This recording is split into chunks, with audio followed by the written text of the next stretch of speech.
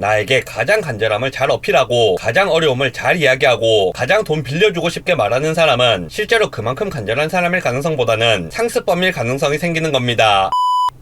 빅팀입니다. 여러분들은 간절하게 도움을 요청하는 분들을 보면 어떤 생각이 드시나요? 아, 저 사람 진짜 도와주고 싶다. 형편이 되기만 한다면 조금이라도 도움이 되고 싶다. 그런 생각을 할 수밖에 없을 것 같습니다. 사람으로 태어났다면 대개는 그렇겠죠. 하지만 제가 세상을 살면서 직접 겪어본 일들과 주변 사람들의 판단 실수들을 보면서 생각이 좀 바뀐 부분이 있습니다. 제가 결론적으로 드리고 싶은 말씀은 이겁니다. 사람이 가진 간절함의 크기는 그 사람이 얼마나 간절하게 표현하는지와 큰 상관이 없다는 겁니다. 더 간절한 사람도 간절하게 표현을 하지 못할 수도 있고 사실은 별로 간절하지 않지만 정말 간절한 것처럼 표현을 하는 사람도 많습니다. 간절함을 잘 표현하는 사람이라고 해서 더 간절한 사람은 아니라는 말입니다. 둘 사이에 연관성이 없는 정도가 아니라 오히려 역전이 되는 경우도 많습니다. 두 사람이 지하철에서 동냥을 하고 있다고 생각해 보겠습니다. 둘 중 한 사람은 이번에 전세 사기를 당해서 전 재산을 날리고 어제 쫓겨난 사람입니다. 다른 한 사람은 동냥으로 먹고 산지 20년 된 그냥 프로 동냥꾼입니다. 하루 종일 둘이 동냥을 한 다음 매출을 비교해 본다고 생각해 보겠습니다. 일단 프로 동냥꾼들은 동냥